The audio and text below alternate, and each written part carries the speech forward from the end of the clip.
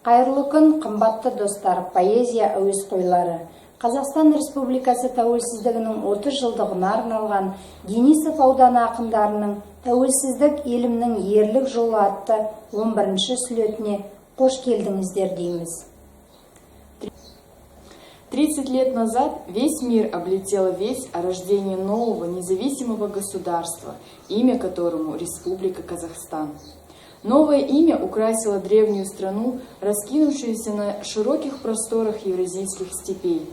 От гор Алтая до песков Атырау и Мангыстау, от многоводного Иртыша до широкого Каспия раскинулась великая степь, наш Казахстан.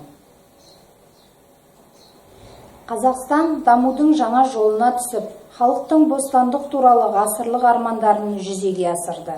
Халық алғаш рет өз мәдениетін, тілін, сенімін, діні мен дәстүрін дамытуға мүмкіндік алды.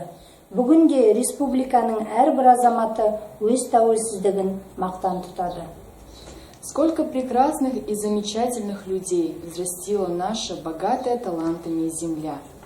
В наши дни возможности реализации творческих способностей каждого талантливого человека неизмеримо выросла. Денисов жері дарынды адамдарға бай. Ақын мен уақыт ажырамас дүние. Қазір осы жерде жерлестеріміздің жүрегінен шыққан өлеңдер оқылады. Моя страна.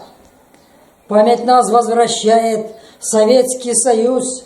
Я уверен, что память нам Богом дана, чтобы помнить лишений и горести, и груз, и все светлое, что нам дала та страна. Будем помнить мы всех ветеранов войны, чтобы дети счастливее были вдвойне. Будем честно трудиться на благо страны, а иначе зачем дед погиб в той войне? Мы, как наши отцы, будем духом сильны, помня, но не скорбя по ушедшим годам. Мы вернем людям веру в величие страны, и названия вернем мы своим городам. И молиться мы будем за мир на земле, чтобы светел был дом, не скудел Дастархан, чтобы солнечный луч согревал на заре, чтоб в веках процветал мой родной Казахстан.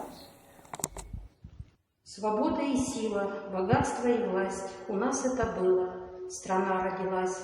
Летели недели, летели года, страной мы взрослели, сильны, как всегда. Родные просторы, леса и поля, пустыни и горы, родная земля. Мы мирные люди, великий народ, так есть и так будет, мы рвемся вперед. Страну поздравляем, с ней вместе себя, простая, святая, родная земля.